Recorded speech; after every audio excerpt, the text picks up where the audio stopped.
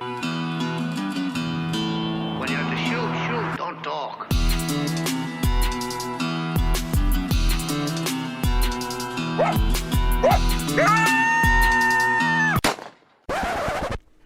All right. Welcome to the Trap House Podcast. My name's Justin Jett.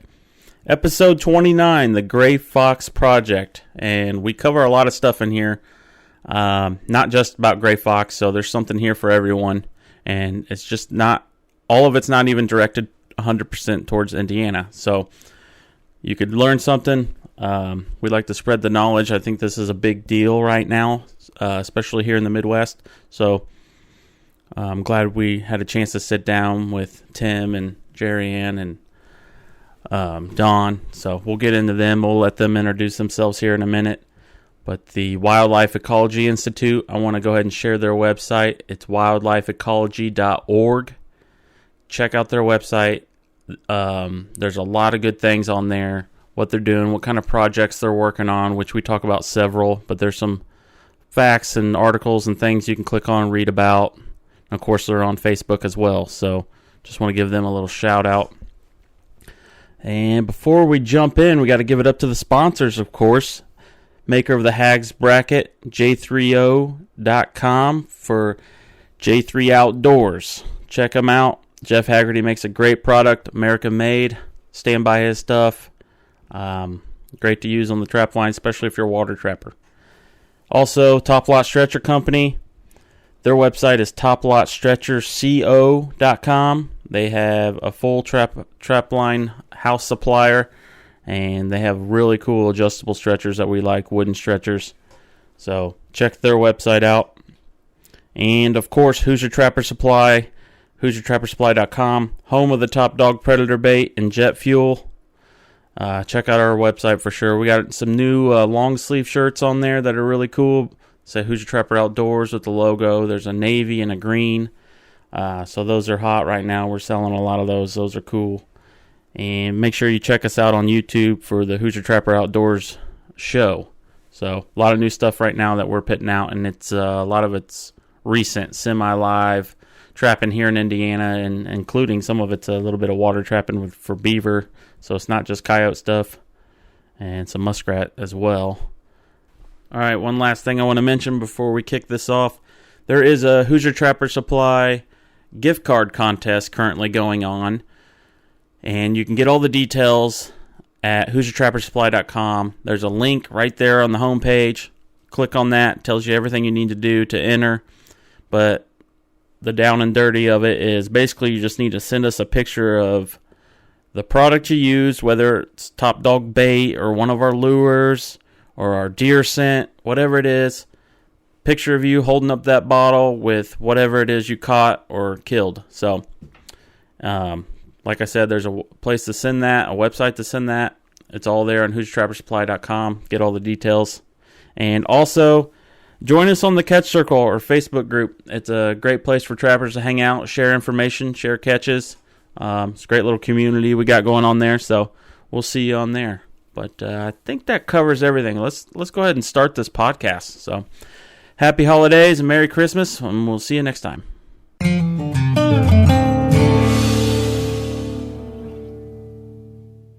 All right, we got a big cast of lineup today for this podcast. We're going to go through and have everyone introduce themselves and give us a little bit of background about themselves.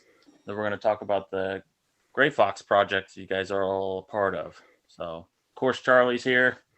One thing I might say is, for those of you that are listening outside of Indiana, a lot of this stuff will pertain to you as well. So, it all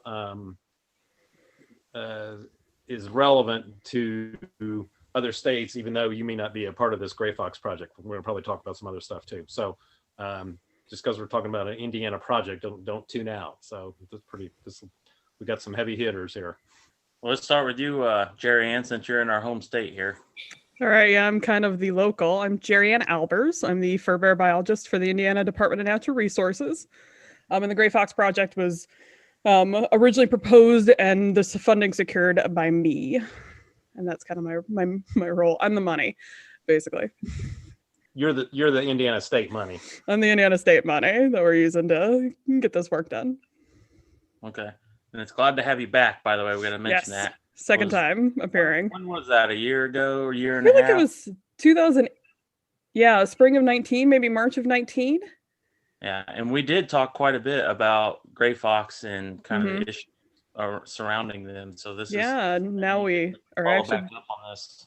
exactly actually doing some research on them now. Tim, you want to give us a little brief background on what you do? Or a long background. Yeah, whatever. There's no time frame. We'll keep it brief. I got into wildlife because I like wildlife, so that means I'm not necessarily a people person. So That's fine. I am the big fancy title, the executive director and founder of Wildlife Ecology Institute. We're a nonprofit wildlife research and education organization that I started up in 2015 to help bridge the gap between research and management, which has been a problem for literally decades.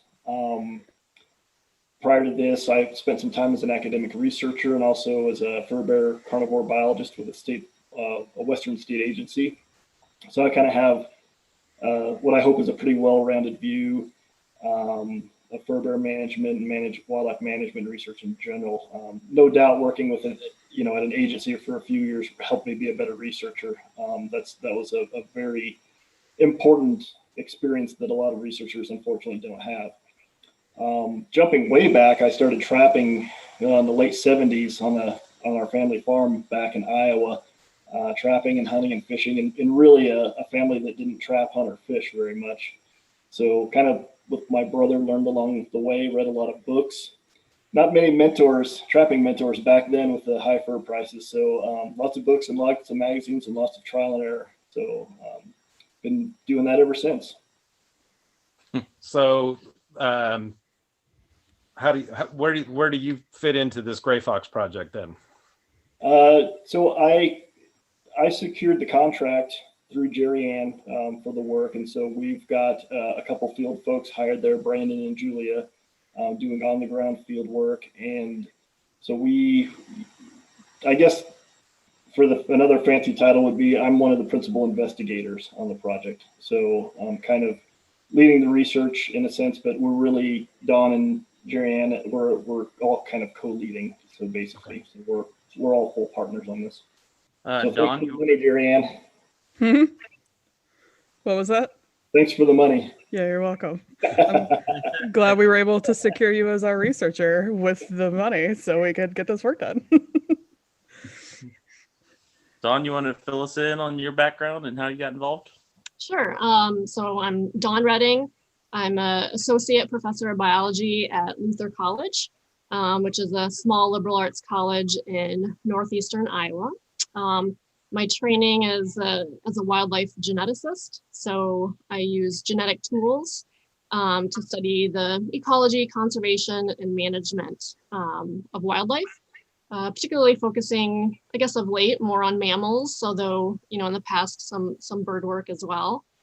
And so I am a collaborator on the Gray Fox project. So primarily the population genetics side of things, but because genetics is such a useful tool that can give us insight to a great range of things, it's sort of spilling over to some of the disease work, as well as some of the diet analysis. I would say too that I, first interacted with both Jerry Ann and Tim on bobcats. So that was what I did my PhD work at Iowa State University. So we had that initial connection working with bobcats together. I guess when it comes down to fur bear biologists, you guys pretty much know everybody. It's a relatively small group. It's a small world. Yeah, I would definitely interact with people, and there's never more than 1 or 2 degrees, I think, separating people. So Tim and I, so Tim's undergraduate advisor was my PhD advisor, and yeah, lots of connections. Yeah. Yes, I think when I worked in Wisconsin, Don, I mailed you some gray fox samples for a big range-wide gray fox genetics project. Yeah. So there's always, and I was in Wisconsin 2013, 2000, yeah. 6 or 7 years ago at this point. Always lots of connections in the fur bearer world because it is a relatively small group. So for everyone listening to wrap their head around, can you tell us, one of you tell us exactly what the project is and what's the goal and why we're kind of doing this in the first place? Why are we shelling out money to figure out what's going on with the gray fox populations? Yeah, so I can take a start and then Tim and Don can jump in with things I've missed and thoughts too. So when I came in as a fur bear biologist to Indiana in 2017, there was a lot of concern that gray foxes had declined. Some of the surveys that we had suggested that the populations had changed. The trapping reports had definitely changed how many were getting trapped, because our trapping data that goes back to the early 70s, we were trapping a lot of gray foxes back then, and we are not now. And trappers were telling us too that they were not seeing gray foxes in places they used to be. So we began to wonder, it's like, is something happening with our gray foxes? And as I've been here a couple of years, I have been trying to put it in the context that in the 70s, when we seemed to have a big gray fox boom here in Indiana, we did not have some of the other carnivores that we do now. And some of the habitat has changed as well too. So we didn't really have coyotes then. We had a few coyotes, but not a lot. We didn't really have any bobcats. We didn't have as many raccoons. Their populations were pretty low. So we don't know if the 70s were like an artificial inflation because there was just nothing else, or if that was, what gray fox populations were historically, and we just don't know. But now they're not in a lot of the central part of the state where they used to be. So we began to wonder, we don't have a lot of information about gray foxes. So we need to better understand what is going on with the populations, what are some key things that might be going on with them, such as diseases and genetic health, habitat use, and can we put all these pieces together to look at why populations have changed in Indiana, and if we can identify that there is a problem and that we need to think about how to manage to correct if possible, or are gray foxes kind of where we would expect them to be? It's just not where they were because Indiana has changed, right? The habitat's changed, the carnivore community has changed. And so they're okay, but they're not where they were, or are they actually declining, and there is a reason that is negatively impacting their populations that they're declining. So basically we put together this big project, and it's looking at several key components at the same time to try to get a big picture of what is going on with gray foxes in Indiana. And the most exciting part of that is the coloring of gray foxes. That's the flashy, fun, look at this cute gray fox with a collar on it part. And that part's really to look at the habitat use of gray foxes, and also to try to figure out survival, how many live from year to year, and then cause-specific mortality. When they die, what is killing them? And then there is a genetics component, like Don said, and that is a couple different things now that is also tied into our diet component. But through the genetics, we're also going to try to look at gene flow. How connected are gray foxes throughout the state? And is there some sort of barrier that's preventing gray foxes in the south from moving northward if they want to? And then we're also looking at diseases, because there has been some concern that some diseases, distemper has been a big concern. Is distemper killing gray foxes? And we just don't know. So we also have a big disease component where we're trying to look at a bunch of different things from that end. Tim and Dawn, what did I miss out of the project? I think maybe some habitat analysis. Tim could probably talk more about that. In terms of diet, so wanting to get a broad sense of what gray foxes are eating. I mean, we know they're very omnivorous, so they can eat a whole range of things. But, in particular, are there things that they like to eat that, are declining, or that they might be, competing with bobcats or coyotes for, and so that might be contributing to their declines. I guess I would just add to, in addition to, the specific questions, I can, for this particular Indiana project, I can try to put things, and Tim can probably help too, in a little bit broader scheme too. One of the motivations, I think, for doing this type of research, particularly on gray foxes, and Indiana was really kind of one of the first ones to really get the ball rolling with them. But I know a lot of other Midwestern states are facing similar issues and wanting to start similar projects. So I guess kudos to Jerry Ann for pulling all this together and being sort of the front runner on this. But back in, I think it was 2012, there was a petition to list the subspecies that's in the Midwest of the gray fox. And Indiana is actually technically just outside of that. So it'd be more Iowa, a little bit into Illinois, Arkansas, Minnesota, Wisconsin. So there was a petition to list the subspecies of gray fox that's found in the Midwest under the Endangered Species Act because of, declining populations, or at least evidence that maybe the populations are declining, as well as potential loss of habitat in the region. And so that's another motivating factor, I think, is that there's this sort of outstanding, like, okay, well, what are they going to do? What's the Fish and Wildlife Service going to do? Is there evidence that, these populations are unique? So what the gray fox populations that we have in the Midwest, are they genetically unique, ecologically unique from gray foxes that are found, in Eastern United States and Western United States, Southern United States, that sort of thing. And then how strong is the evidence that they are actually declining? I'll just jump in with this might be a little redundant with some of what Jerry Ann said, but two habitat objectives that we have. One relates to using point locations, regardless of source. It could be somebody calling in, say, I found, or I observed a gray fox at this specific location, or it could be a roadkill or something like that. And from those, with enough points, and if they're distributed, somewhat evenly across the state, or at least portions of the state where gray foxes generally persist, we can create a potential habitat map. So we can say, we can't necessarily say, okay, gray foxes are here, but we can kind of come up with, okay, there's a higher probability that this area would hold gray foxes compared to this area. And so if we find out, for example, that an area that should hold gray foxes, or if it shows up as being, this little isolated island of habitat, we could say, okay, there might be a problem with gray foxes dispersing into there or maintaining that area, maintaining a population in that area or something like that. Now, the second component, and this relies heavily on the collar data, the location data that we get, has to do with developing kind of the standard, home range size information. So how big of an area is an individual gray fox using?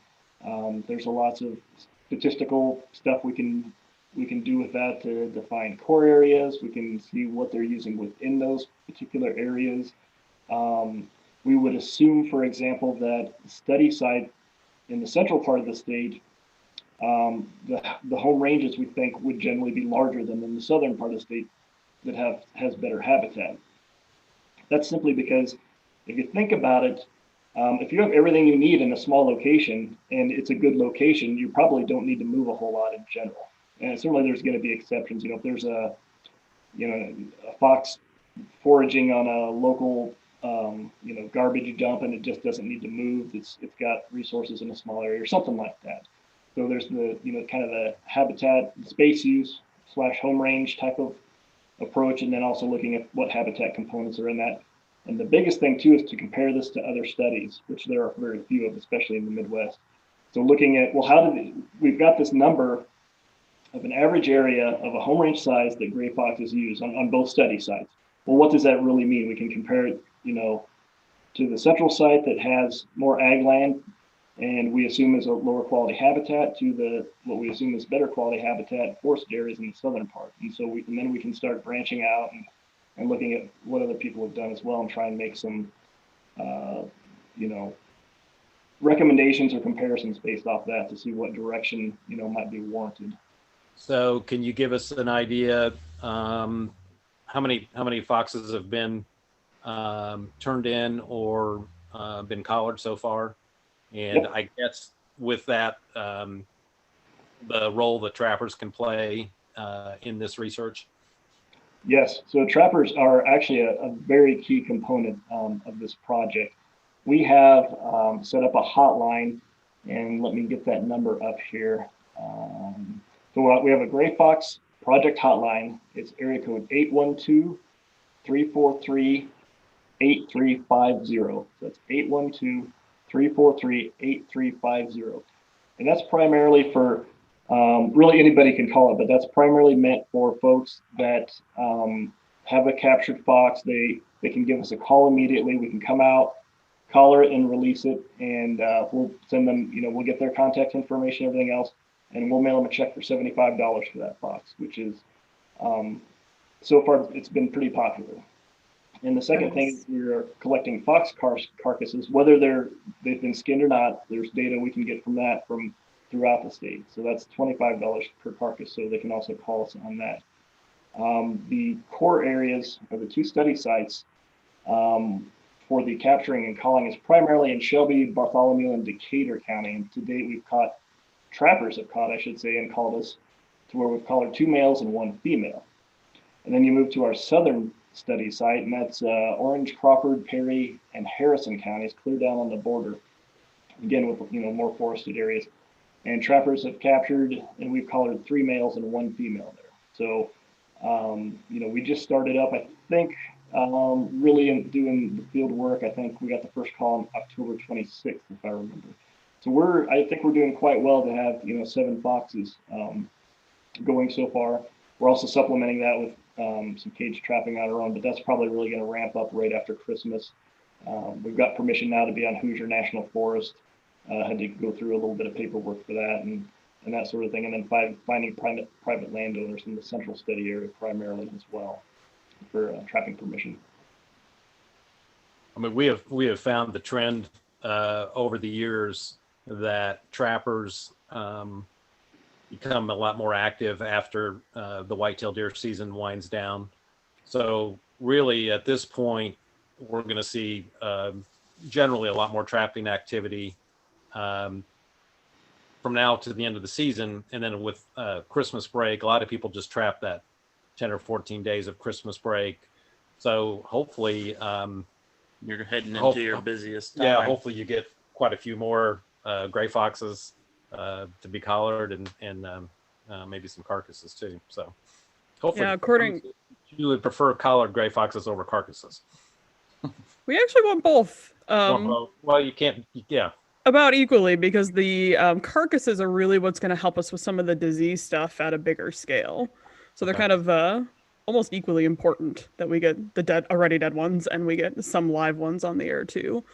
But yeah, according to our trapper survey, December is the #1 month for trapping in Indiana. So we're hoping. And this model of having trappers, call in when they catch something has worked really well. Like I know Wisconsin used it for bobcats and New York's using it for fisher right now, I believe. And trappers can be a really vital tool for helping with these research projects because we often don't have the funding to hire like a whole slew of people to get out there doing it. And a lot of times who we do hire, they're, wildlife biologists and maybe have limited trapping experience with that particular species. So there's more of a learning curve for them setting traps. So having this model where we rely heavily on trappers, but then hopefully supplement a few areas with some cage trapping via our field technicians in some of the spots where we're not getting calls from trappers. We're hoping to get a decent number on the air so we can really get some good data out of it. I'm currently working on trying to catch a fox. I'm not sure if it's red or gray yet. I'll let you know.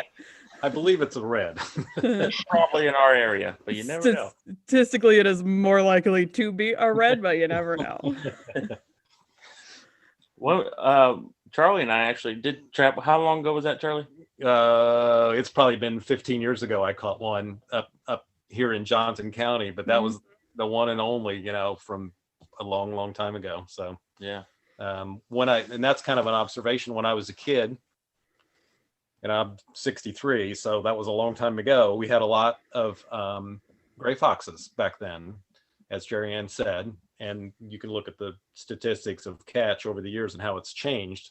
Yep. The assumption by the lay person, myself or whomever, it basically felt that it just coincided with the increase in coyote numbers. Certainly in the area that we are, all 3 of you have been to my shop, so you kind of know the area, but that area has gone through quite a urban sprawl transformation too over the years, which we're still on the edge of, still agricultural / urban sprawl, but it definitely has changed over the years too, in that respect. But I know that can't make assumptions just based on that. You guys have to do this study, but That is a common question we get, because that happens for a lot of things, because we've seen some turkey declines in Indiana, and we've also seen bobcat increases in Indiana. So it's like bobcats are killing all the turkeys. Well, not necessarily. There's other things happening with turkeys. We're having really wet springs. We're losing all of our poults. And we did a diet study on bobcats, and they didn't eat a single turkey. They definitely will, but that's probably not actually a driver. So same thing here with gray foxes, like that could be part of it. And that's why we're looking at that cause specific mortality when we can. Like, are our gray foxes all dying because coyotes are killing them? Or, it could be some very complicated factors of the habitat gray foxes are using has had to change because coyotes now have these core areas they keep gray foxes out of. So there's less available space for gray foxes. And therefore that's part of why their population's changed. But just because those trends happened does not mean they're a direct result of each other. But that's something definitely we're keeping in mind, because coyotes definitely could be playing a part in gray fox ecology. They probably are playing some role. They're interacting in some way. We just don't know if it's a direct negative impact where more coyotes means less gray foxes. But it's definitely part of what we're keeping in mind. But there are plenty of states that have lots of coyotes and still have gray foxes. So there probably is some other factors involved in that if coyotes are having an impact, like they're able to kill gray foxes because we don't have the habitat for gray foxes to hide in or something like that. right.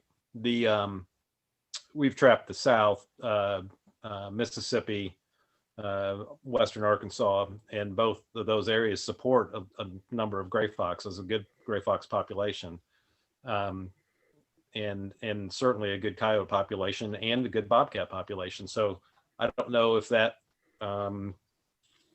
if they figured out how to avoid each other better down there or in Western Arkansas than they have in Indiana, but that it's kind of interesting. Although I will say last year, and this could have been just purely coincidental, we did not catch the number of gray foxes last year in Arkansas that we typically do. It wasn't even close.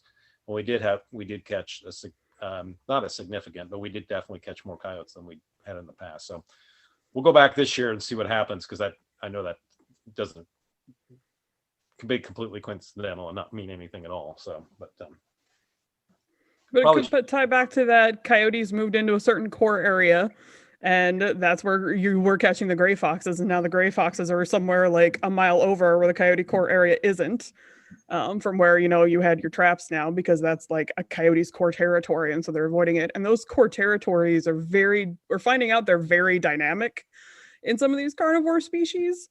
Some of the research they've been doing even on like coyotes and bobcats farther east in like Virginia show that they might have a core area for a year or two and then shift over slightly and then move completely 20 miles somewhere else and then have another core area. So those things can be really dynamic, which can change, where you're finding certain species in any given year. But it's really interesting how all those dynamics can play into each other. I'm glad to see that the trappers are playing a good role in this so far, and hopefully with this podcast we'll get more response.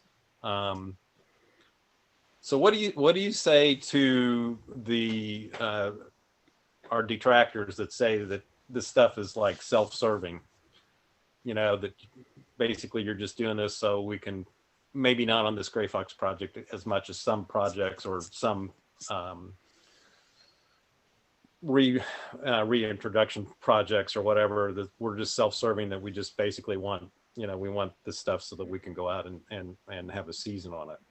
But or in the benefit of a season or the benefit of a study, the end result results in a higher population, but that's for our own personal use. So how do you guys handle that side of this?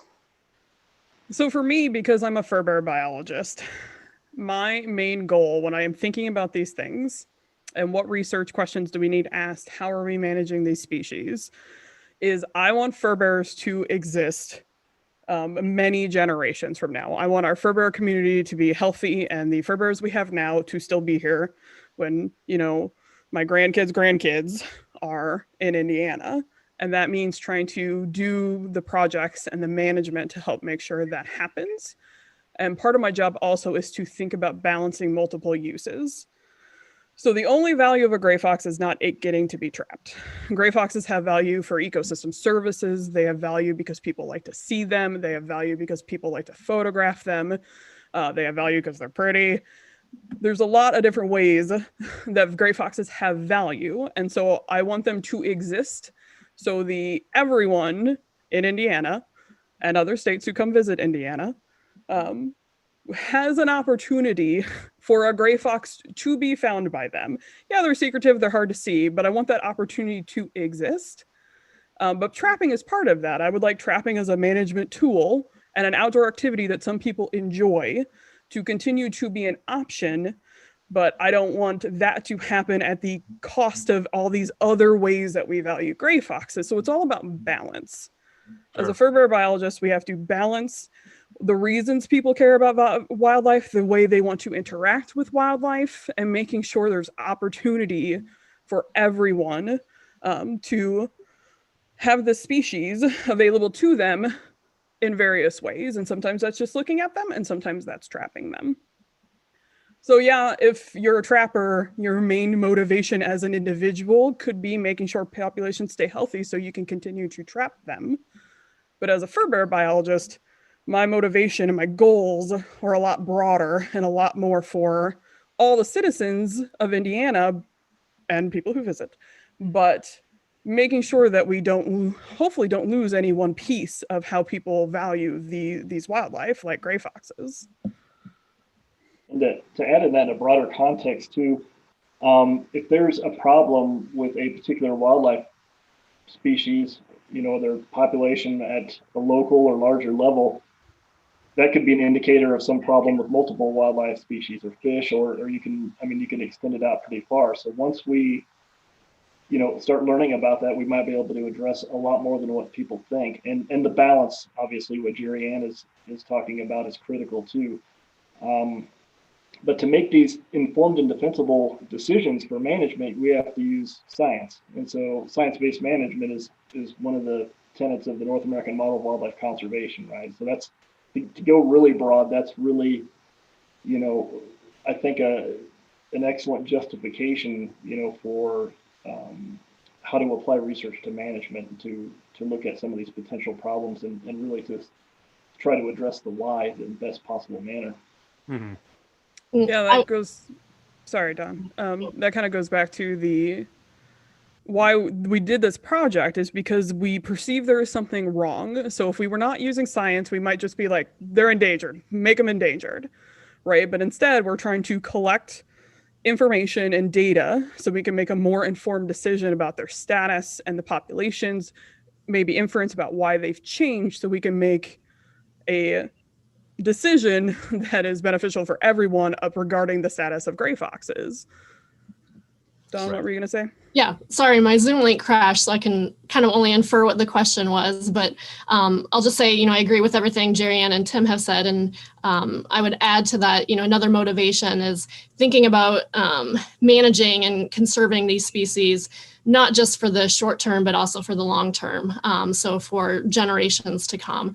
We know that these species have endured a lot of environmental change in the past, but the type of environmental change and challenges that are facing them today is really unprecedented. So we want to make sure that we're conserving to the best of our ability, pockets of these species, a lot of genetic diversity that is going to help them weather what's going to come in the future. So greater challenges with climate change, disease, whatever it may be. So we just kind of want to make sure that we're also protecting and preserving the evolutionary potential for these species. Dawn, right before we lost you, I was asking when you were at the shop, you had mentioned, I was telling you that we had trapped some gray foxes in New Mexico and how significantly different they are than our eastern type. You were saying that that's basically a completely separate species from our eastern type. Yeah, so this is some work that will hopefully be published soon. Work that dates back a few years to stuff that is a collaboration with the Smithsonian Institution. So Jesus Maldonado and Suzette Castaneda Rico and Courtney Hoffman. And so we did some range-wide genetic analysis, and it was really pretty interesting that we found some major genetic differences, as you mentioned, between gray foxes in the eastern half of the United States and the western half of the United States. And this wasn't totally unsurprising. I mean, I saw that with bobcats. It's sort of right along the Great Plains is where you see that split. But with bobcats, we were talking about 20,000 years divergence. So meaning that, the eastern and western populations, last shared gene flow between them about 20,000 years ago. Well, what we were seeing with the gray foxes is that it's more like 1 million years ago. So these populations in the eastern and the western half of the United States have been separated for quite a long time. And so that's on par with what we see, in the canid lineage. So things like wolf-like species, fox-like species. I mean, that's on par with what people see for different species. So, we're still continuing on with that work, and it's, maybe a little premature to say we should call these different species, but I mean, that is probably what it's looking like, is that they're pretty distinct between eastern and western United States. Yeah. So then we have also got swift fox and kit fox in the West, and those are completely different. Again, correct? I mean, they have. Yeah, so I think that's kind of gone back and forth, and it sort of again depends on who you ask. I mean, they are currently considered different species, but in the past they have been considered different subspecies of the same species. So what we're seeing between the eastern and western gray foxes are at least as different, even more different than what we see between swift and kit foxes in terms of their genetic differentiation. Mm-hmm. I mean, just, visually, the New Mexico western gray fox, the tails are much longer than our eastern gray foxes. They're softer. I think they might, I don't know. They seem to be a little bit smaller. I'm not sure if that was just our limited catch that we had, but if that holds true, I mean, a gray fox is not a very big animal anyways, but they actually seem to be a little bit smaller than our eastern type gray fox. Yeah, and I think maybe they tend to be a little bit more pale, a little paler in Yeah. color compared to the eastern ones. They're So there's actually not a lot of information that I can find out there that really describes well some of these key morphological differences. I mean, there's definitely been some characteristics that have come forth that are different between eastern and western. But it would be really nice to have something more, like skull morphologies and some more functional differences that might be between the eastern and western ones. But I would say, and this kind of even goes back to my work with bobcats, that oftentimes the genetic patterns I'm seeing line up well with what the trappers are telling me. So they seem to predict, and they have a pretty good handle on what are the, the morphological, the physical differences that they're seeing.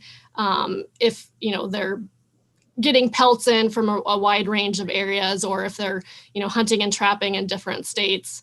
The trappers seem to have a pretty good handle before the science can confirm what they're actually seeing. Well, I could certainly say that a bobcat in New Mexico is like night and day different from a bobcat in Western Arkansas or in Kentucky. I mean, our Eastern bobcat is significantly different than a Western bobcat. Yep. It's just, it doesn't even seem like the same animal, even though I'm assuming that it is. So there's Eastern and Western differences in bobcats. That definitely seems to be, pretty big genetic difference, but nothing like we're seeing with gray foxes. And so the next question, and this is some work that's going on with Ben Sachs and Liz Karepka, they're at UC Davis. And so we're trying to see, so the Eastern and Western lineages, they meet in sort of Oklahoma, Texas area. So do they actually interbreed, right? So we're trying to see, can they actually hybridize, or are they, sort of reproductively distinct species. And so that's work that's continuing on right now.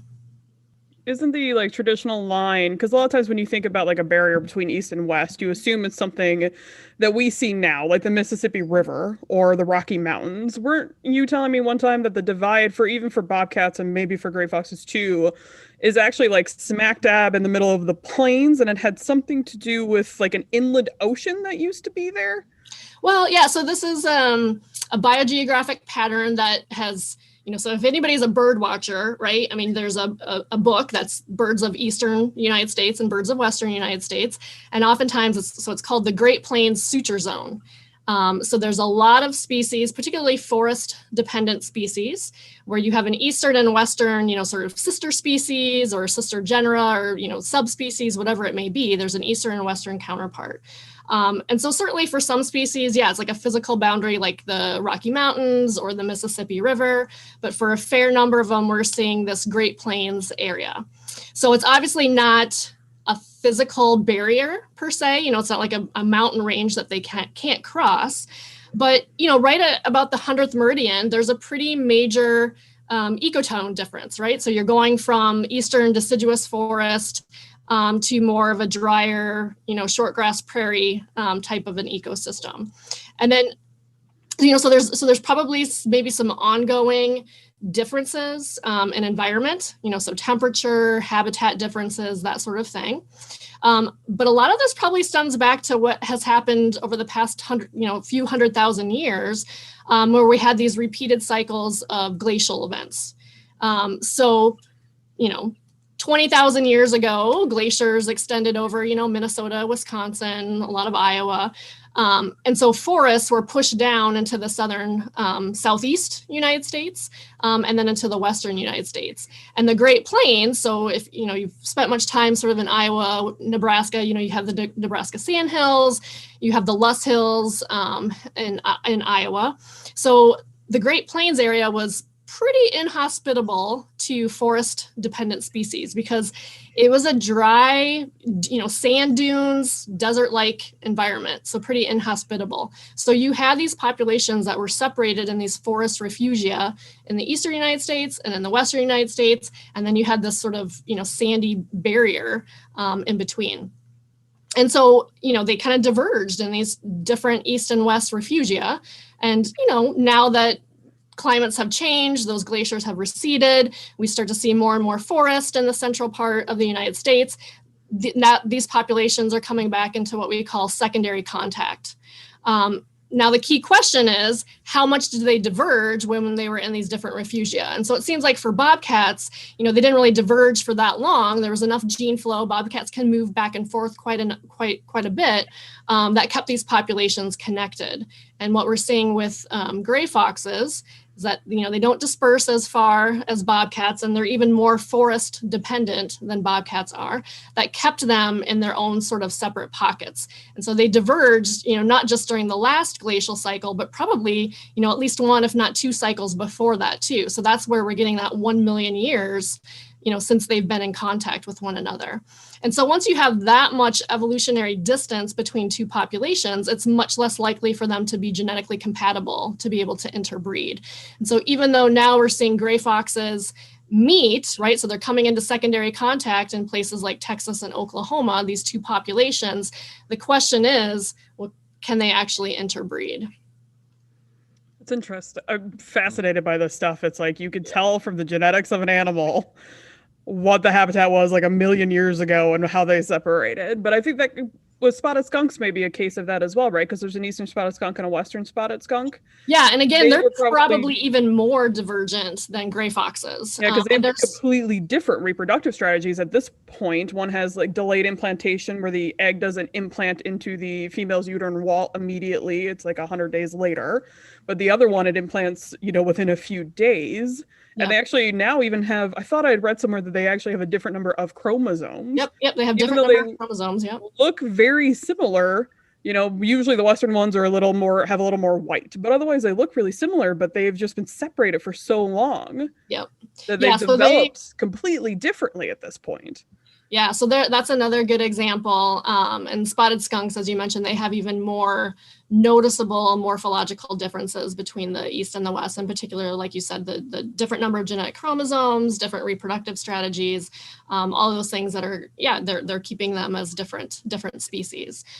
So, again, they're one where sometimes they were considered different subspecies, sometimes they were considered different species. I think it's been a little bit longer that people have recognized that they are, even more different. But yeah, that's spotted skunks are another good example.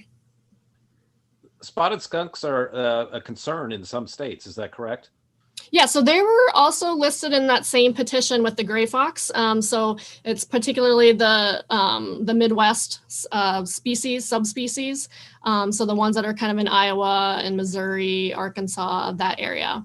And so, Jesus Maldonado at Smithsonian, they have a paper that's coming out soon where they've looked at range-wide genetic variation across. So, they kind of go down into Mexico and even South America. And so they have a pretty range-wide look at some of these major groups within spotted skunks. Do they have any idea as what a cause for decline on spotted skunks would be? So I think, again, a lot of it's could be habitat change. It's probably a whole host of factors. I think there's a lot of similarities with the gray fox story, is that it's, may not be just one magic bullet. It may be a combination of factors. So it might be competition with other species, habitat changes, right? So, you don't have in Iowa, a lot of the small farmsteads, good habitat for spotted skunks have been lost. We have big, large open farm fields, row crop agriculture. That's not really good habitat for spotted skunks. So I think, habitat conversion is probably playing a major role there. And that probably falls within the suite of species changes. And being from Iowa, I've read about what greater prairie chickens were like when all these farms were small, and the fence rows were, weedy, and whether it's northern bobwhites or greater prairie chickens or what have you, spotted skunks probably fell into that suite of species as well that may have got a big bump, during the, 1920s, 30s, whenever, and then slowly started decreasing, as farming practices change and, just major land use changes and stuff like that. So I think spotted skunks are another one where we didn't have a ton of data or research on them in the last 5 years or so. A lot of it's been starting or increasing and things like that. So I expect we would see more and more info on spotted skunks coming out in the next few years, as multiple states have research projects going on for them and they start getting some data back and figuring out, where the spotted skunks are and their habitat use and things like that. So they're kind of in the same boat as gray foxes. Or we're just starting to ramp up some research to try to answer some of these questions. Are there other species that in the fur bearer realm that would be of concern? Well, there's always the question about muskrats. Adam Allers at Kansas State published a paper a few years ago where almost the entire United States has seen declines in muskrats harvest, and it does not seem tied to pelt prices. Because obviously your harvest can change year to year depending on how many trappers are setting, how many days they're going out, how much effort they're putting forth, right? So we expect natural changes based upon pelt prices and effort, weather conditions, things like that. But the muskrat declines seem independent of those factors. And there's only like 2 or 3 states that haven't seen declines for muskrats. And they're another one where there's been a lot of talk of starting research, but that's a very complex one. And I think to get research going for, but I think, Tim, you have something going on with muskrats, correct? Right. So we've got our Great Lakes Basin Muskrat Project, and we should have those results out next year. We had to wait for some EPA wetland data to come in. They got delayed, which actually we're not going to be able to get because of delays for various reasons in the federal government. But we're looking at a huge collection of data that's been previously collected during the past 5-10 years. It's wetland conditions. We're putting in shorebird data. We're putting in muskrat harvest data. And one of the things, kind of the overriding title of the project is Muskrats as an indicator of wetland quality, connectivity, and quantity, for lack of a better description. And so we're looking at really what happens, in these areas where muskrats are present, where they're absent, where, what's causing some of these population declines at a regional scale. And again, this is all pre-collected data. So we have a lot of disjunct data types that we're putting together and doing some modeling in that sense. Beyond that, our next phase is going to involve some field work. So once we get some more solid results this coming year, in the next couple months, we're going to build off of that with a proposal to try and do some ground-based field work to try and answer some of these more specific questions once we've got a good direction to go. So. Wetlands are a big area of focus for a lot of states because it's a habitat type that we've lost significant amounts of compared to some others. And it's also really important for various reasons: water retention, water quality, things like that. So I think Tim's project could really help us understand, are muskrats really a key component of making sure we have healthy wetlands when they're there? And can muskrats even maybe tell us whether a wetland is healthy or not? Muskrats being there tell us that wetland is maybe healthier. And I think that's some of the things like Tim's trying to look at with some of that muskrat research is, we really want to make sure when we have wetlands that they're healthy and support a robust number of species, and also are providing all the water quality benefits. And can muskrats really tell us whether the wetland's going to do a good job of doing that or not? And that's really another case too, where a large group of folks involved, including at a minimum information from trappers. We're using harvest data, and that is a key component. But it's we've got all the state agencies involved that have some level of data available to us that are in the Great Lakes Basin. Michigan, Minnesota, clear on around the bend to Pennsylvania and New York. So there's a lot of groups involved. U.S. Fish and Wildlife Service, based off their federal areas, and muskrat harvest is available on that. So it's a large group, and it's a lot of partnerships, and this is one of those key things where harvest data is just really mandatory to try and figure out some of these issues. So there's a lot of ways that trappers are involved, whether they know it or not. So. Mm-hmm. Yeah, if you live in a state and you get a trapper survey or have a report card, please fill it out. It is way more valuable than you think it is. Please do your trapper surveys and report cards, no matter what state you live in. Well, I know Jerry Ann has been at our local trapper sales here in Indiana since you've come to Indiana, aging and sexing muskrat skins. Correct. Correct. Yep. So that's a very old technique they identified back in like the 40s or something, where muskrats are apparently unique amongst fur bearers, because haven't found that they've been able to do this for anything else. But you can tell if they're male or female, obviously, because of presence of nipples. But then you can also tell if they're less than a year or over a year based upon how they prime up.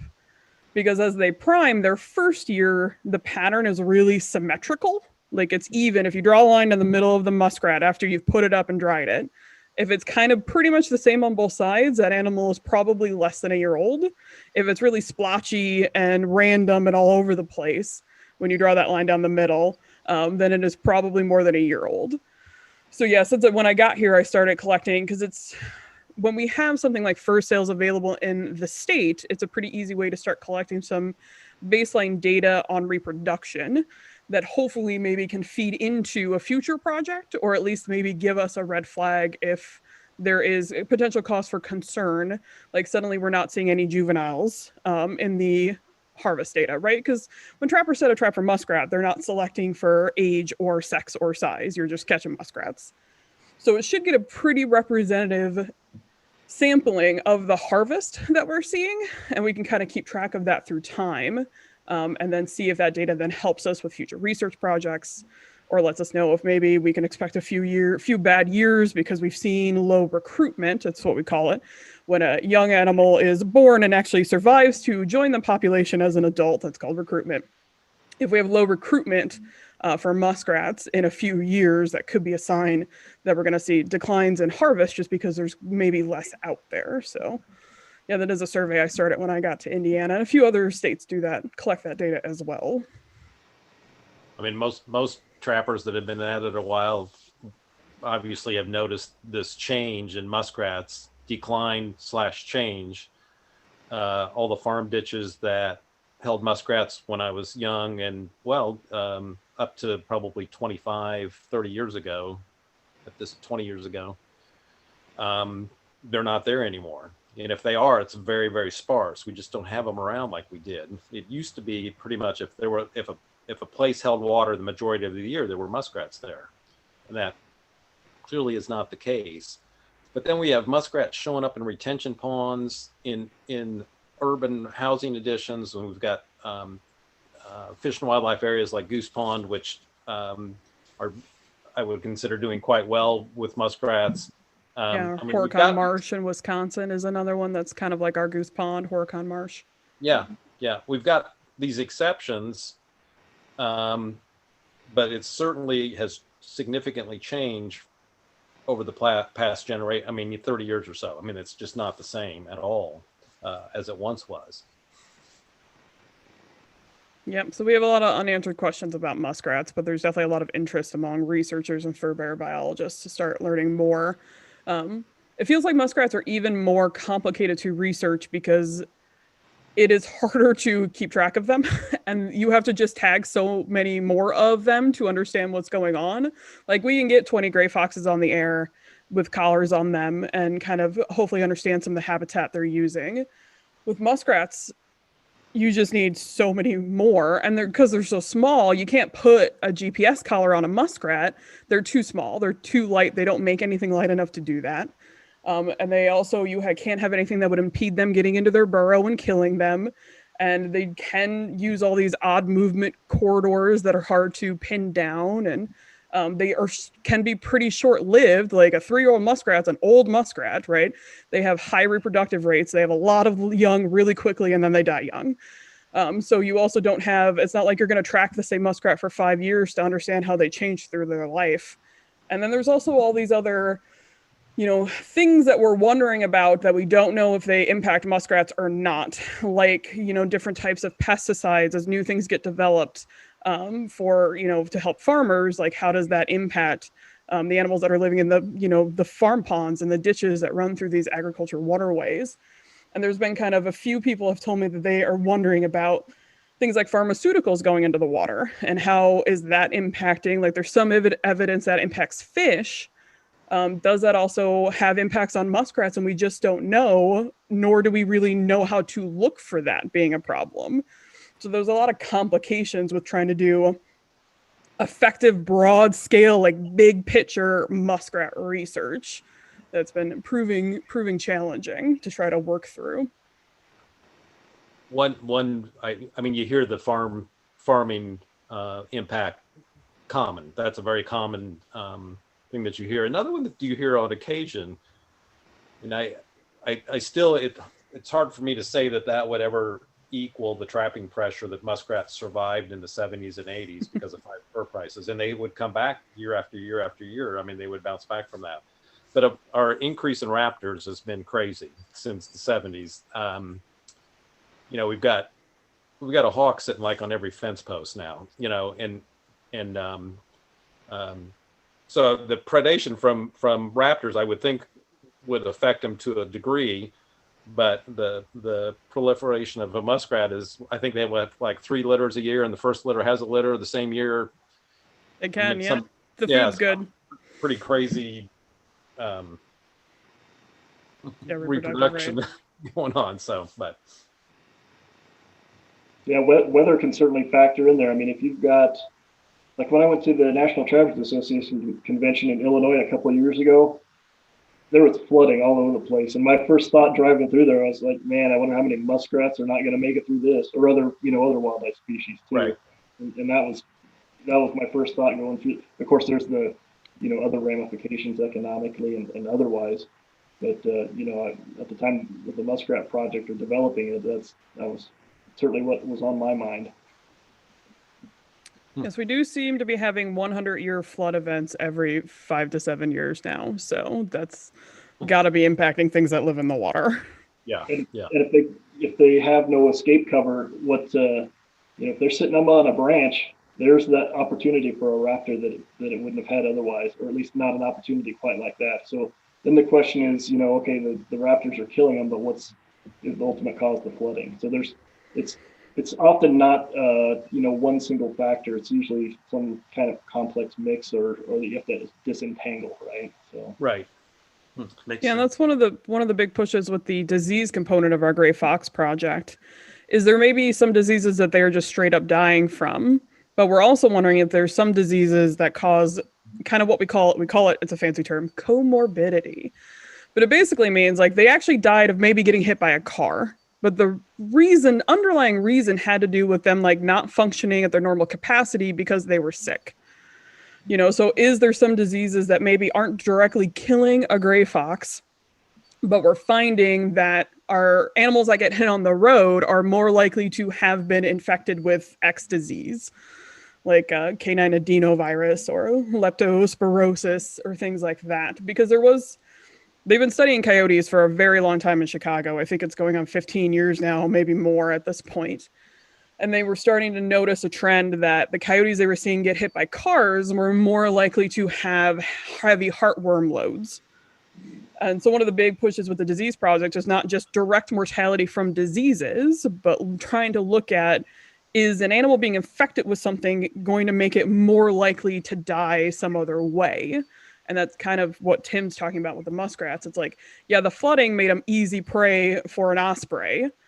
But if the flooding wasn't there, that muskrat would have been able to get away from that osprey.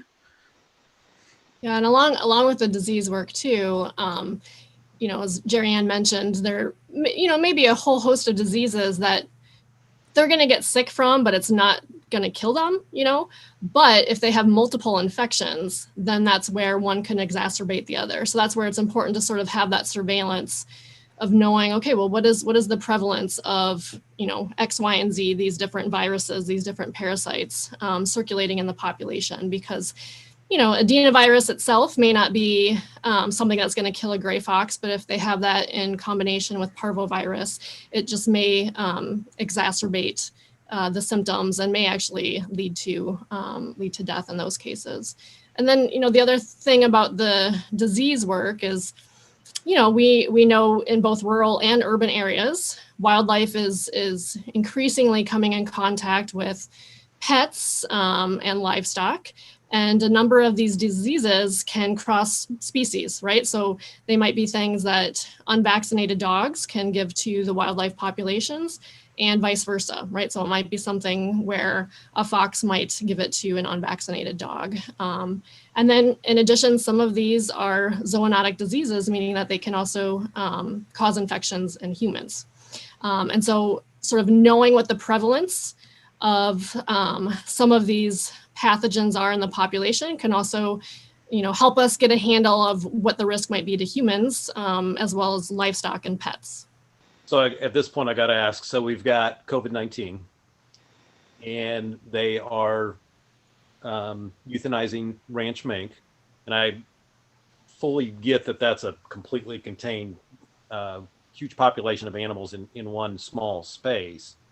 And other diseases, just like you mentioned, Dawn. So would COVID-19, is that a concern in wild animals as well?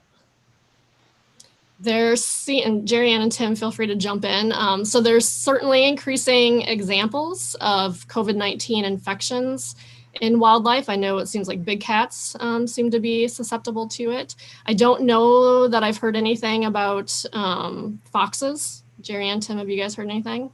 No, dogs, the members of the dog family, canines, do not seem susceptible. The groups they're identifying that are in the fur bearer realm, at least, are felids, cats, and also the mustelid family, which is the weasels.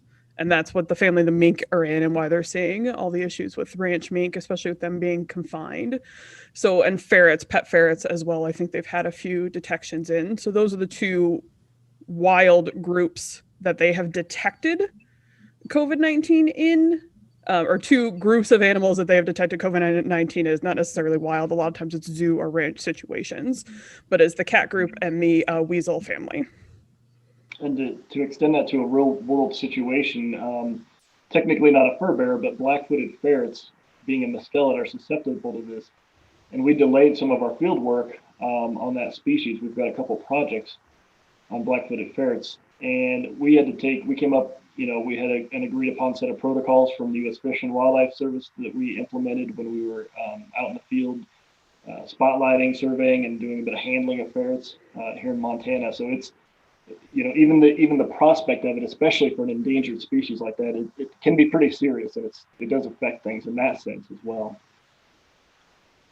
I'll add too that, so for the disease work, we're partnering with Kansas State veterinary diagnostic labs and a host of researchers there, because we're sort of crossing boundaries and doing things with a bunch of different researchers there. But, in addition to the diseases that are already kind of on our radar, things that we know foxes might be susceptible to and are circulating in North America, we're taking advantage of some new technologies, some new sequencing technologies that might potentially identify novel pathogens. So things like COVID-19, this is not an unsuspected thing to happen, right? To have these viruses or other pathogens all of a sudden cross species boundaries. And so there might be new things, or we know that some diseases were maybe more common or restricted in range to Canada, and now they're starting to invade south into the United States or that sort of thing.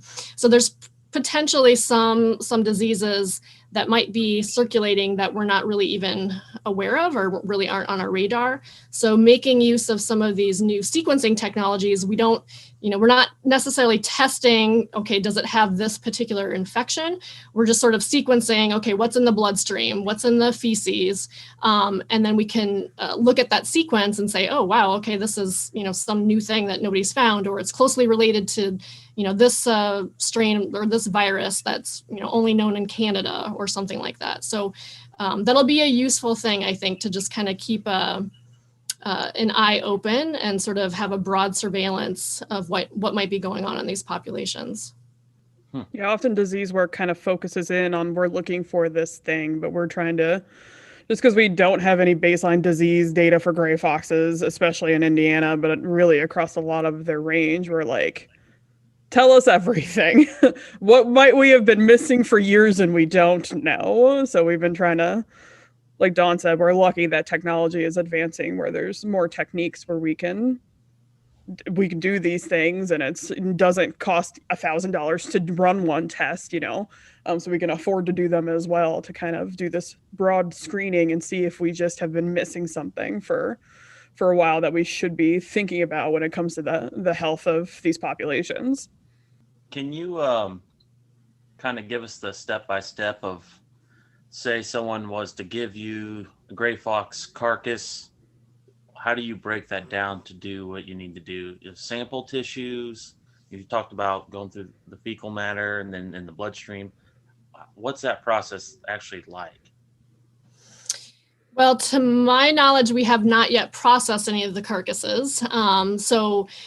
But there's a whole range of tissues that we can take advantage with the carcasses. So one is pretty much, if we want to learn something about the host itself, right? So the animal, the gray fox, pretty much any tissue is going to have usable DNA to learn about, that individual. Generally, we'd be going for a piece of muscle, or tongue, ear, piece of ear. Any tissue is going to harbor DNA that can be useful for us. For diet analysis, so trying to figure out what it's eating. If we have a carcass, we're going to be making use of stomach contents. Potentially some fecal matter, although, and that's what we're collecting from our live captures. So if any of the live captures leave a fecal sample behind, we're sequencing that to figure out what it's been eating through DNA sequence analysis. For the disease work, we can make use of the fecal samples, and some of this might be, you sort of float the fecal sample and eggs of parasites float to the top, and parasitologists that are trained in this can actually identify some of these parasites that live in the intestinal tracts of gray foxes. One thing that we're looking to do, so right now we've been doing this with our live captured animals with the blood samples that we take, is that Kansas State sequences. So basically they kind of try to get rid of all of the gray fox DNA that's present in the sample and then sequence everything that's left over. Meaning that if there was any sort of blood parasites, viruses, that sort of thing in there, they would be sequencing that. With a carcass, we can make use of more tissues than just the blood, because admittedly, we're probably missing some things, because there's some diseases that aren't going to be found in the bloodstream, right? They're only going to be found in the lungs, or they're only going to be found in the liver, or they're only going to be found in the, lymph nodes, whatever it may be. And so our idea is to take a tissue homogenate, right? So take a little bit of tissue from the bladder, a little bit of tissue from the lung, a little bit of tissue from the heart, kind of mush it all together, and then have them apply that same technique where they try to get rid of all the gray fox DNA, because that's going to be mostly what the DNA is. So you try to degrade the gray fox DNA, and then what you're left with is what you sequence, and then try to look to see what is left over. This is so interesting. So that isolates it down. Yeah. I shouldn't have been a taxidermist. I don't think. Should have done something what you guys are doing. So now we went through that kind of walkthrough. What about, let's do the walkthrough on when someone catches and they call you, come out. Obviously, we talked about the collar. I also heard someone mention something about tagging the ear. Is that just basic information for you guys to call on, or what's that about? The ear tag approach, so it's pretty standard to ear tag an animal whether or not you collar it. So it has a unique identification number, so you put a tag in each ear. It's a little metal tag that pierces through the ear, and we're putting a little piece of infrared reflective tape on it actually, which will should show up in a trail camera image. So if there's an infrared trail camera and the fox is there at least at night, it should show up as this bright white type of flash, and we'll know, okay, that's a marked fox. We can't identify which fox it is, but let's say this fox, for some reason we only ear tag one and let it go without a collar. We ran out of collars or something, which would, in our world, that'd be a good thing. If we had so many foxes to work with, we ran out of collars. Mm-hmm. Or the collar falls off, slips off the head. That happens. It's not that uncommon, or something like that. So then we know later on down the road. And a better example yet is when we're, the spring, when we are hopefully finding some dens and we are ear tagging fox pups. We're not going to be collaring them, but we can tag them.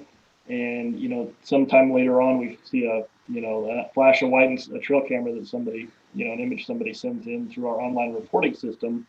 And that's on wildlifeecology.org. So we've got an online reporting system there for the entire state of Indiana. If they see a gray fox or a roadkill, they can report it to give us some basic info, and we'll be right back to them. So again, can't collar, the pups are just too small. We're collecting different information from them. We are taking, tissue samples and such to get some of this information. But that's where, some of these ear tags will really come into play. And if the fox is, captured by a trapper later on, hopefully we've done our work and they see an ear tag on it and they do a little digging and get a hold of Jerry Ann or somebody, with the DNR and say, hey, I've got this. What does this mean? So then, okay, we've got another piece of information on that fox. Yeah, and Tim, do you also want to walk through the steps techs are using to all the things they're doing once they get a trapper turns over a fox to collar? Yep. So I'll cover it in a broad sense because I know they're doing a lot of stuff. A lot of stuff.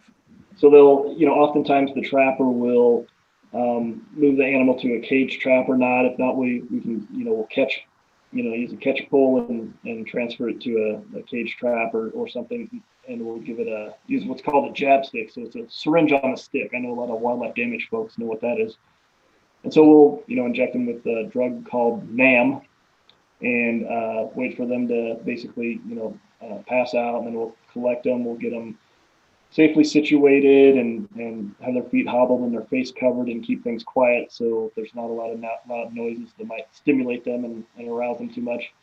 Then we'll take a bunch of measurements, body measurements on them, which morphometrics, which is what Don referred to earlier. So that's basically a bunch of body measurements and stuff like that of different things. Collar them, take the ear punch for DNA, we put the ear tags in, collect blood, which on gray foxes is pretty challenging. We've had to work with that.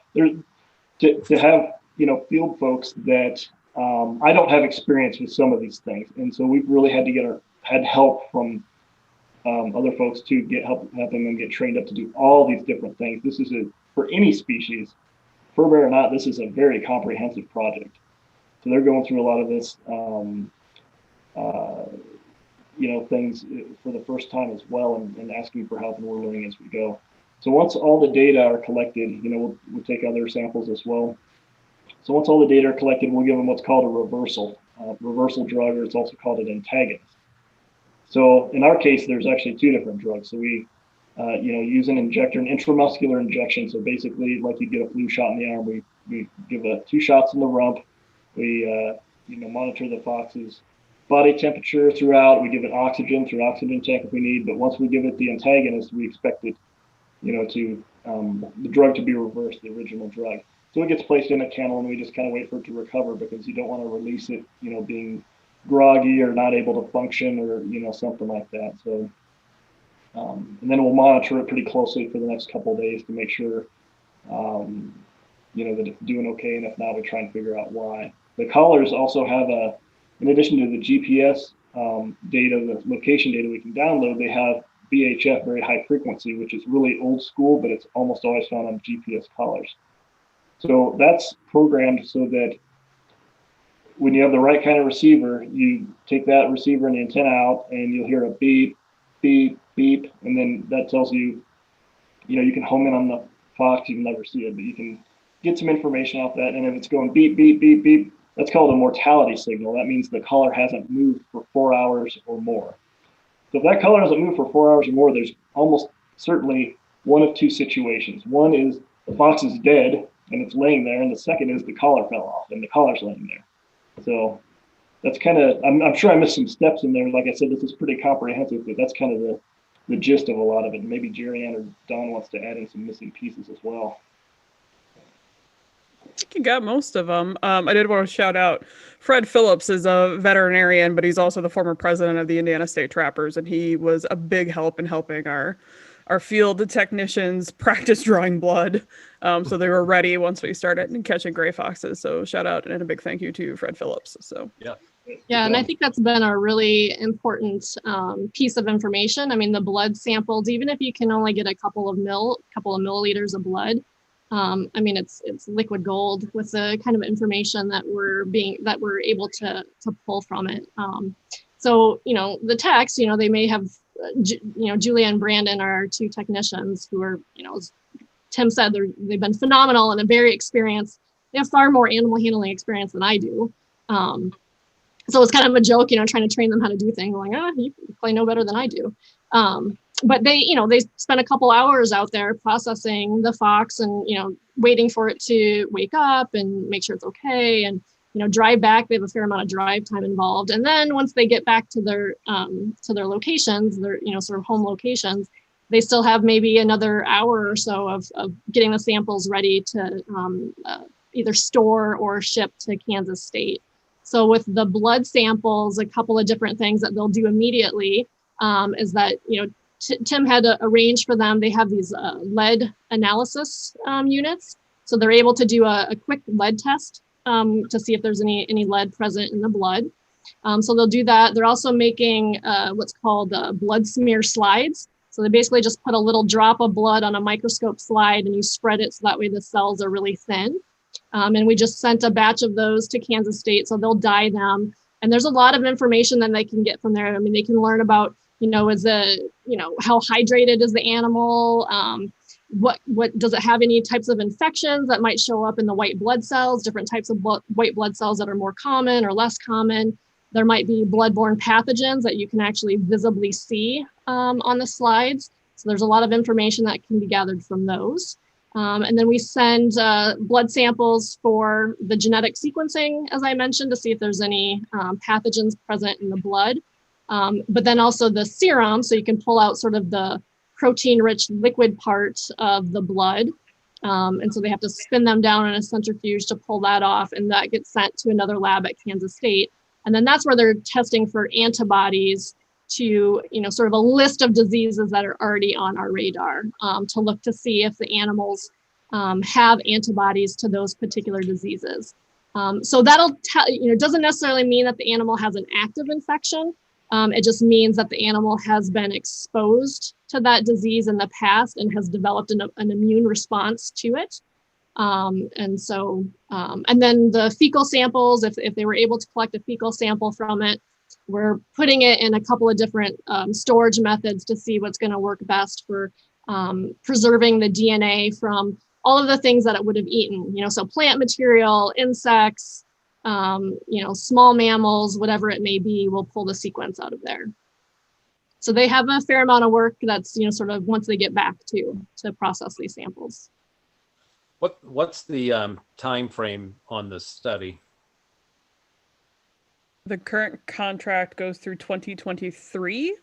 So the plan is three seasons where we're trying to get collars on foxes and collect these, the blood and get the genetic samples and get the carcasses and all that kind of stuff. And then a year for data analysis, because we're obviously collecting a lot of data that we need to do something with. And that means a lot of statistical analysis and various lab tests and things like that we'll need to do at the end of the project. So I would assume outside of the season, if there was one that was hit on the road, or you would be just as interested in that animal. Absolutely. Yeah, the genetics and the carcasses we really need from every single corner of Indiana and from every time period to really get a good picture. So yeah, the collaring's more and we probably will also still try to be doing some collaring via our technicians cage trapping even into some of the spring months up until they have pups, of course. We don't want to be catching a female when she has young pups. But they'll be doing a little bit of supplemental trapping, but we definitely want any carcasses, or if you can't get a whole carcass, just cutting off the tip of the ear or the tip of the tongue for a genetic sample from everywhere in the state and from any time of year. Good to know.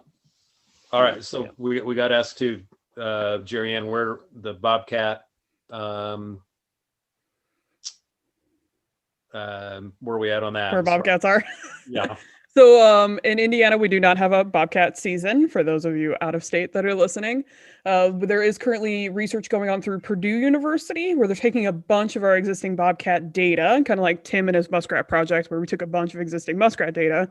We collected a bunch of existing Bobcat data we have from locations that trappers have reported, from our Archer's Index, our voluntary bow hunter survey, from trail camera submissions, and from when we collared bobcats back in the early 2000s. And we have a postdoctoral student at Purdue who's analyzing a bunch of that data. So he's looking kind of at like how bobcats will have dispersed in Indiana so far and how they'll continue to expand in Indiana. He's looking at kind of barriers to bobcat dispersal and things that help bobcats disperse more quickly.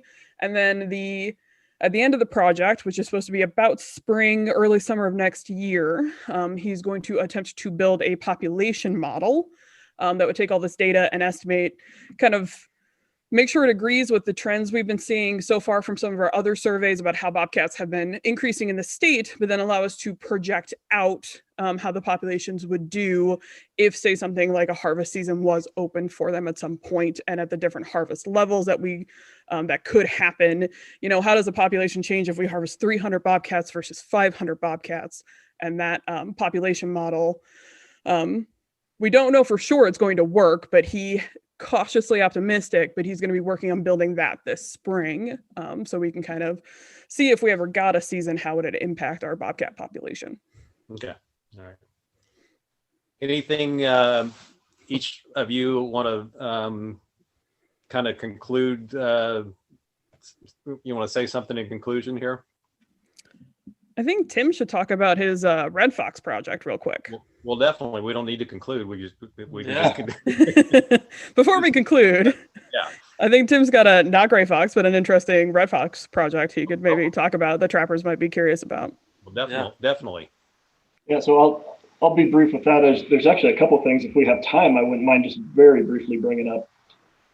So the Red Fox project, it's Sierra Nevada Red Fox, which is a montane subspecies. So it's this high elevation mountain species in the Cascades of Oregon and down into a little bit of California. And they're of great federal interest in California. So there aren't very many of them down there at all. So one of the things in Oregon we're looking at is how can we apply what we know of the foxes in Oregon to California. And so we captured and collared, not unlike this study, not quite as comprehensive as this gray fox project, but we captured and collared a number of them, mostly around Central Oregon, looking to do some data analysis. Nobody has ever worked on them with collars ever in Oregon, so I have to give a little nod to myself, so to speak, that I captured the very first Sierra Nevada red fox research in Oregon. So I was pretty happy about that in a cage trap, and that's not easy. That's all we're using is cage traps there, and so we're hoping that we can keep working on that and try and work for conservation of that species. There's no close trapping season on Sierra Nevada red foxes in Oregon, simply because you can't really look at one and say that's what it is. And to the best of our knowledge, they're spread out through most of the Cascades, and the fox harvest in those areas simply is low enough that Oregon DFW, determined that it's not really something that we should have regulations on, at least at this moment. So there's that particular project. I've got a Western Bobcat project. We just are finishing up phase 1, which included what's called a statistical population reconstruction model we did for the state of Wyoming. Finished that up last year. We've updated it, I think, twice now with new annual data. And this relies on what's called age at harvest data. This is where it's critical to know the ages of harvested bobcats, whether it's age in years from, why you're turning in teeth. Because if you get the age of that bobcat and you know whether it's male or female, then you've got some great data. You can add some other data to it, and we've got some really good population models made for the different bobcat management regions within Wyoming. Having said that, we also identified some big data gaps there because there hasn't been much research of any kind done in a lot of those western states. And with high bobcat pelt prices, at least up here until fairly recently, trapping effort has been pretty high. And so there's been questions about sustainable harvest and that sort of thing, but you can't let your guard drop down if the pelt prices drop, because you still have to make management decisions. There's people still going to be challenging the heck out of it. So you got to keep up with this. So that population model was one key component. We've done a few other things as well, including a summary of regulations and looking at sex age identification errors and stuff like that to improve the model. But phase 2, we're working on getting funding to capture and collar bobcats ideally in both Montana and Wyoming. And that would be a pretty big project as well, to look at some of the things we're looking at with gray foxes. We don't know very much about habitat use, litter size, et cetera, especially and harvest vulnerability is a big one. We don't know these things in different areas of these states. So we can look at them in a forested area. We can look at them in some of the desert areas where we know that bobcat populations are much lower. So there's a lot going on there, and I'm pretty optimistic about that getting ramped up maybe as early as next year. Just briefly, 2 other things. We've got a wild fur bear conservation and management book that we plan. The pandemic's really slowed that down because we've got like 150 chapter co-authors involved in Canada, the US, and Mexico. And so this original book came out in 1987. It's been known as the Fur Bear Bible. It's like 71 chapters, 1,100 pages, and it's just been an outstanding reference, but it's outdated. A lot's happened since then. So we're working on getting that, through a brand new effort and getting that out next year. The other thing, and Fur Takers of America has been a big supporter of that, as have other trapping organizations and other agencies and stuff. So that's been a big deal. And then the last thing, I'll try and keep this short too, is the best management practices for trapping. For trappers that are familiar with that, that's trap testing that in essence allowed us to keep selling furs to Europe. And so years ago, I won't get into too many details, but basically if we started implementing this big trap testing effort to look at the humaneness of traps and et cetera, based off of international humane trap testing standards, that enabled us to keep selling furs, among other things. And so we just finished up and had published, and it just came out this week, a monograph in a publication by the Wildlife Society called Wildlife Monographs. And it's a 58-page scientific article, 20 years of trap testing data, millions of dollars spent, testing done all over the U.S. And it's footholds, a few foot snares, cage traps, and what we refer to as foot encapsulating traps. So those are dog-proof traps. So those are traps that are approved through the best management practices for trapping that it has no direct regulatory enforcement to it, but states, for example, can choose, or trappers themselves, based off of state regulations, can choose to use these based off of the outcome of the trap testing. So in essence, that is a strong leg for us to stand on, because that has implications for research. I've already put in proposals saying we're using these traps because they were approved through the best management practices for trapping process, and therefore are considered humane by international trap testing standards. That's a big deal in my mind, and I think a lot of people's minds. So if anybody's looking for that monograph, just go to our website, Google Wildlife Ecology Institute, go to our publications page. You can make a click there and download it. So, and look at all the different patterns for the different species for traps models of the past. I think that the best management practices. I noticed that Groenwald Fur now has you sign a paper saying that, I don't know that they specifically mentioned BMPs, but that, you know, the ethical harvest and that kind of thing. So I think NAFA, prior to their fall, was moving in that direction as well.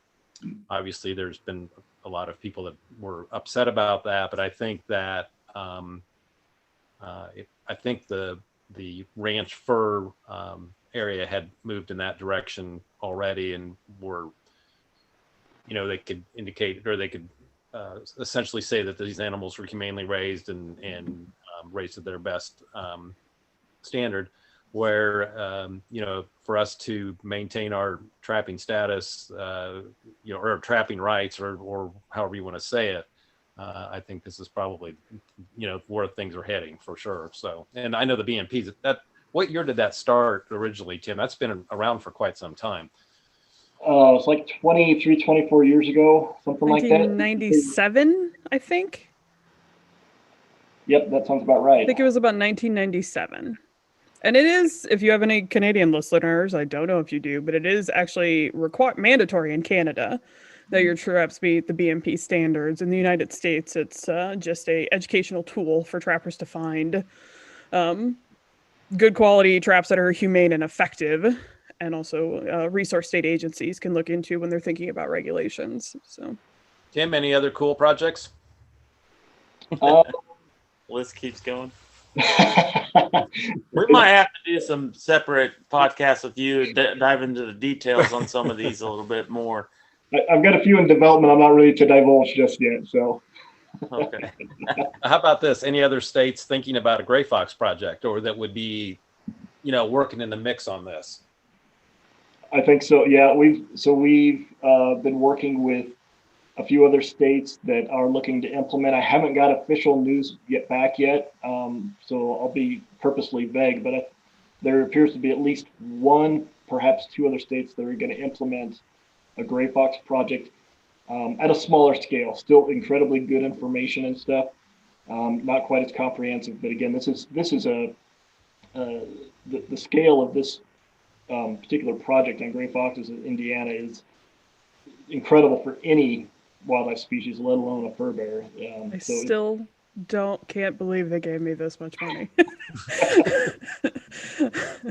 I thought I was aiming very high and they were going to negotiate back to me for less, but they didn't. And I'm very glad they didn't, because it's better if we can look at all of these things at the same time and not that we try to do a little bit piecemeal.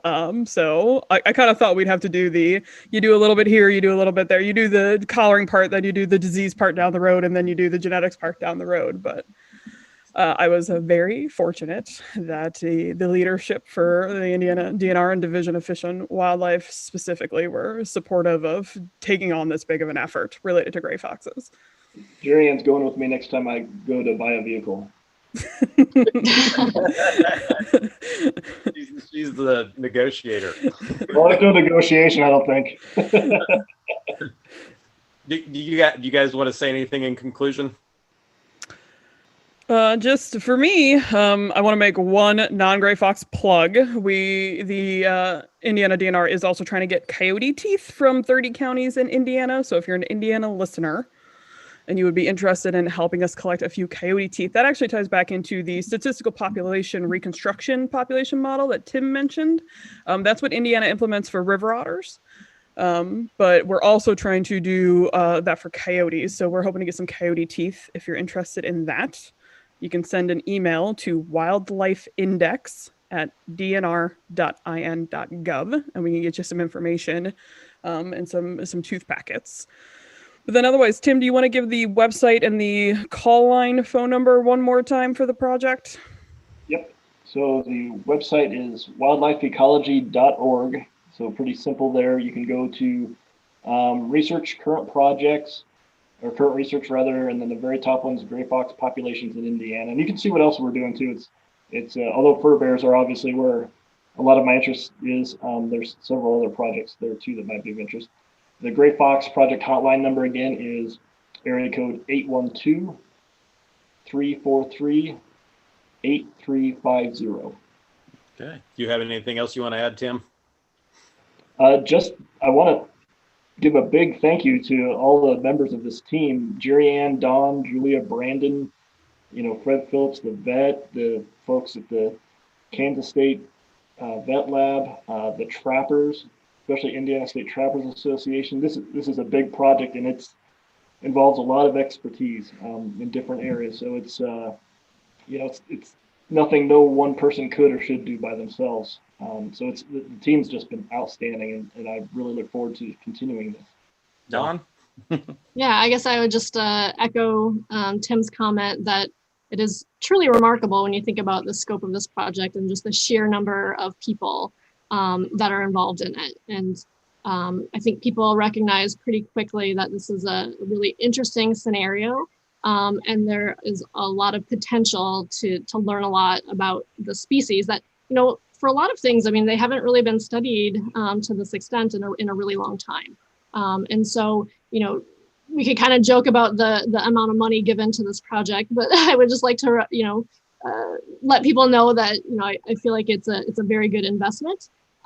There's a lot of other states that would love to do something like this, and it might just be that this project is going to provide a lot of the necessary information that a lot of people are going to have to base management decisions off of. So it's going to benefit not just gray foxes in Indiana, but it's going to give us a lot of insight, as well as to the tools and the methodologies that we're using. It's, down the line, it's probably going to be useful for a lot of other species as well. So I guess I would just like to assure the listeners that this is, in my opinion, a very good investment. I think it is too. And hopefully we can come back in 4 years and share some results about what we're learning. Yeah, we'll have to try and do that. Yeah. We will definitely plan on that. I just want to kind of conclude and say that we are incredibly fortunate as a resident of the state of Indiana to have this project, and we're even more fortunate to have you guys involved in it.